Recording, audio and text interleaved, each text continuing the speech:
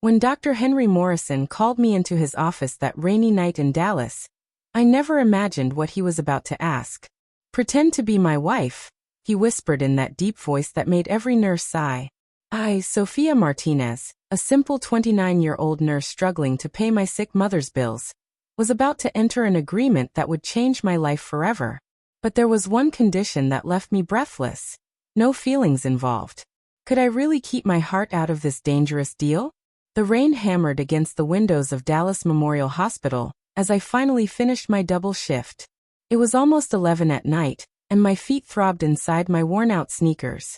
I just wanted to get home, take a shower, and forget that tomorrow's rent was due and I still didn't have the full amount. My mother's medical bills consumed every penny I earned. I was about to clock out when the intercom crackled. "Nurse Sophia Martinez, report to Dr. Henry Morrison's office immediately." My heart jumped. Dr. Morrison was the chief neurosurgeon, a brilliant and intimidating man who rarely spoke directly with nurses. Everyone whispered about him. Rich, solitary, impeccable in everything he did. I climbed to the third floor with my stomach in knots. I knocked on his office door. "Come in," I heard his calm, controlled voice. I opened the door and there he was, standing with his back to me, looking out the window even in navy blue scrubs. Henry had a presence that dominated any room. At 35, he was at the peak of his career, respected and feared in equal measure. He turned, and those dark brown eyes studied me for a moment that felt eternal. "I need your help, Sophia," he said, getting straight to the point. "And it needs to stay between us." I frowned, confused. "What kind of help, doctor?" He took a deep breath, as if about to jump off a cliff. Then he said the words that would change everything. "I need you to pretend to be my wife." The silence that followed was deafening. I blinked, certain I had heard wrong. "I'm sorry you said wife?" He nodded, completely serious. My world had just turned upside down. Henry walked to his desk and opened a folder. Inside were official documents with the hospital foundation's seal. "The board meets next week to decide who will preside over the Morrison Memorial Fund, the charity my mother created," he explained. "They require the president to be married. It's about image, stability, family values, those things." I stood there, processing this. "And you thought of me?" "I'm just a nurse, doctor."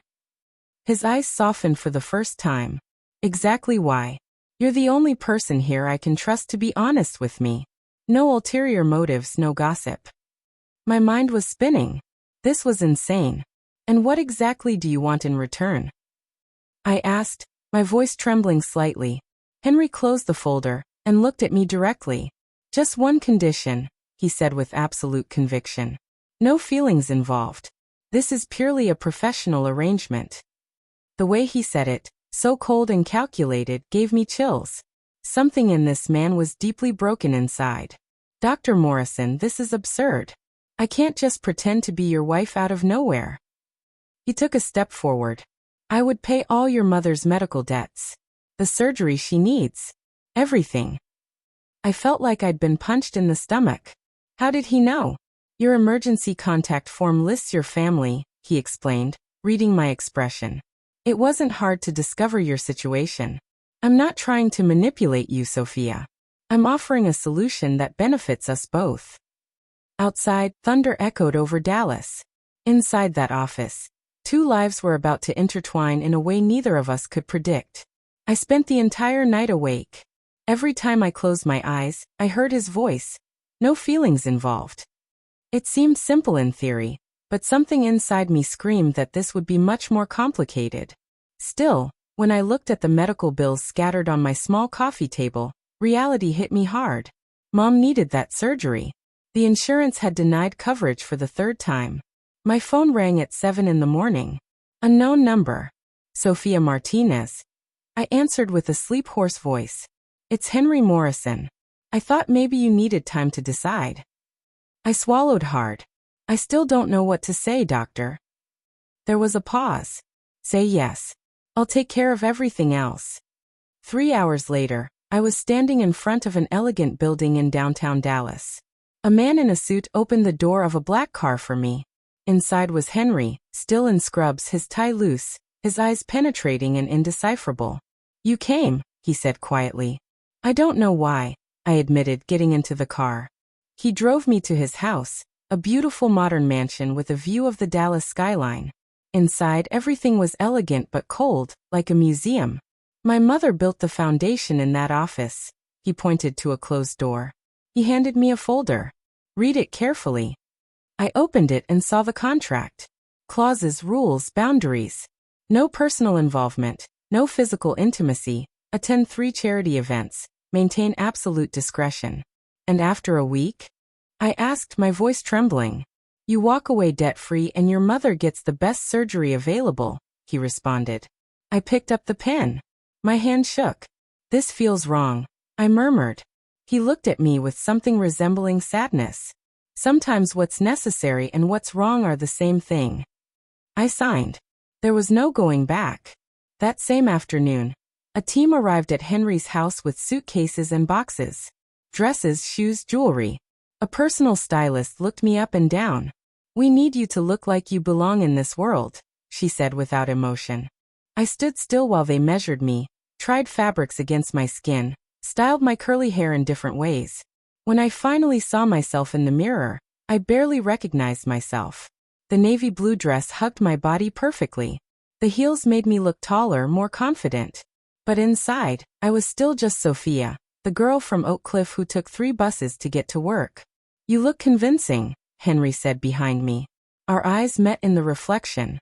That night, we went to the first event, a private dinner with the hospital board. The room sparkled with crystal chandeliers and tables decorated with white flowers. Henry slid his arm through mine with practiced ease, smiling for the cameras. Remember, he whispered in my ear, it's just for a week. But when his hand covered mine under the table, firm and warm, something inside me stirred. The board chairman raised a toast to the newlyweds, and laughter echoed through the room. I smiled politely, my heart racing. Across the table, Henry raised his glass, eyes fixed on mine. Beneath that polished surface, I noticed something unspoken. Loneliness, perhaps. Guilt, maybe something deeper.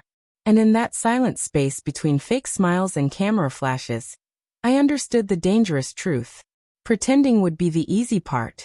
The hard part would be remembering not to feel. But it was already too late. Something had started that night, something no contract could control. The following days transformed into a blur of social events and camera flashes. In the morning, I was just Sophia Martinez, nurse at Dallas Memorial. At night, I transformed into the wife of Dr. Henry Morrison, the woman everyone envied. The Dallas press called us medicine's perfect power couple. If only they knew the truth. On the 4th night, we returned to his house after another charity gala. My feet ached. My face hurt from smiling so much. Henry loosened his tie, looking exhausted. You did well today, he said. I feel like a fraud. I responded honestly. He stopped, staring at me. That makes 2 of us. I walked over to the piano in the corner of the living room. It was covered with a thin layer of dust. Do you play? I asked. He shook his head. It was my mother's. I never learned. It just sits there collecting dust. I touched a key softly. The note echoed in the silence, lonely and beautiful. Then it deserves to be heard again, I said. That night, something changed between us. Henry began talking about his mother, about the promise he made to build a children's neurological center. She died before I could make her proud of me, he confessed, his voice breaking slightly. Without thinking, I reached out and touched his hand. He didn't pull away. But the peace didn't last long. The next morning, the newspaper headline read, "Lightning Marriage Raises Suspicion About Foundation." The article showed our photo from the gala, with words like fraud and convenience scattered throughout the text. Henry read it in silence, his jaw tense. I looked at him and saw the weight of everything crashing down. They know, I whispered. He crumpled the newspaper. Not yet, but someone's investigating. Our castle of lies was beginning to crumble. An emergency board meeting was called for that afternoon. I sat outside the conference room, watching through the glass. Raised voices, pointing fingers, documents slammed on the table. Henry remained standing, calm on the outside, but I already knew him well enough to see the tension in his shoulders. When the doors finally opened, his assistant, Claire, came to me with a pale face. "They're suspending the foundation vote. Dr. Linton is demanding a full investigation into your marriage," Claire said. I felt my world collapsing. I found Henry in the empty hallway, leaning against the wall, looking like a defeated man. "You should leave," he said without looking at me. "I can still protect your name if you walk away now." I crossed my arms. "I'm not going to abandon you while they destroy you." He finally looked at me, and I saw something raw in his eyes. "Why? This was just an arrangement, remember?" I took a deep breath.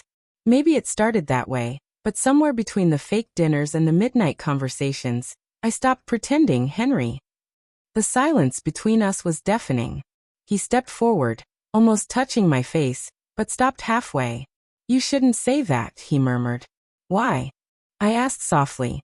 "Because it sounds too real." Before we could say anything else, Claire came running. "You need to see this." On her phone, a leaked email proved that Dr. Linton had paid a journalist to create the scandal. It was a setup from the beginning. Henry read it, his eyes burning with anger. He planted all of this. I put my hand on his arm, then exposed the whole truth.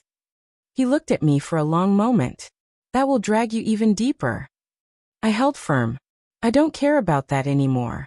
I care about what's right." That night, we decided to face the world together. The next morning dawned clear over Dallas, but tension still hung in the air like fog. At 8 o'clock, the Dallas Memorial Hospital auditorium was packed. Board members, reporters, employees, everyone waiting. Henry walked up to the podium, wearing a dark suit, his face pale but determined. I stood at the back of the room, my heart pounding so hard I swore everyone could hear it. For weeks, people have speculated about my marriage and my position at the Morrison Memorial Fund. Henry began, his voice firm. "Today, I'm going to clarify everything." Flashes exploded. The room fell silent. It's true. The marriage didn't begin with love, but with necessity. The board demanded stability, and I made a decision I thought would protect my mother's legacy. A wave of shock rippled through the audience, but Henry continued, unwavering. "Sofia Martinez agreed to help me. She did it to care for her family, not for money or fame. The responsibility is entirely mine." From the back of the room, I felt tears burning. He was protecting me even after everything. But I couldn't let him carry this alone. Before anyone could stop me, I walked down the center aisle. All cameras turned. "That's not the whole truth," I said clearly. The crowd whispered. Henry froze, eyes wide as I climbed onto the stage beside him. "It started as an arrangement," I continued, my voice trembling but resolute. "But somewhere in the middle of all this, I stopped pretending. What I felt became real." Reporters exploded with questions. Henry looked at me, shock and something fragile crossing his face. "Sofia, you don't need to do this," he whispered. "Yes, I do," I responded firmly. "You taught me that truth matters more than appearances. If the world wants to see this as a scandal, so be it. But I won't stand here pretending that what we had meant nothing." There was absolute silence. Then Henry turned to the microphone, his voice low, almost breaking. "The foundation will continue its mission, but today I resign as president. I need to rebuild this, not as an image but as a man." The auditorium erupted in noise, but all I saw was him turning to me, his expression softer than I'd ever seen. "You shouldn't have done that," he murmured. "Maybe not," I replied, "but I'm glad I did." Outside, after the media storm, we stood on the hospital steps. The Dallas wind carried the scent of rain approaching. "You're going to lose everything," I said quietly. He smiled for the first time in days. "Maybe, but for the first time, I have something real." 2 years later, we sat on the rooftop of the new Morrison Martinez Children's Neurological Center, watching the Dallas sunset paint the sky in shades of orange and pink. "What happens now?" I asked. Henry took my hand, intertwining our fingers. "Now we stop pretending," he said softly. I looked at the real wedding ring on my finger, no longer a prop from a contract, but a symbol of something earned through honesty. We had remarried 6 months ago, a small ceremony with just our families, no cameras, no lies, just us. Mom had fully recovered and was there, smiling through happy tears. The original contract was framed in the center's lobby with a plaque that read, "It began on paper, it blossomed in the heart." Henry pulled me closer, his lips brushing my temple. "I love you, Sophia Morrison. Not because a contract said I should, but because you showed me that the best things in life can't be planned." Under the darkening Texas sky, I realized that every lie, every pain, every scandal had brought us here, to a truth neither of us had planned but both desperately needed to find. Sometimes the wrong beginning leads to the perfect ending. This is my story of overcoming. Do you think I did the right thing? If you were in my place, what would you have done? Share your opinion in the comments. I'd love to know what you think.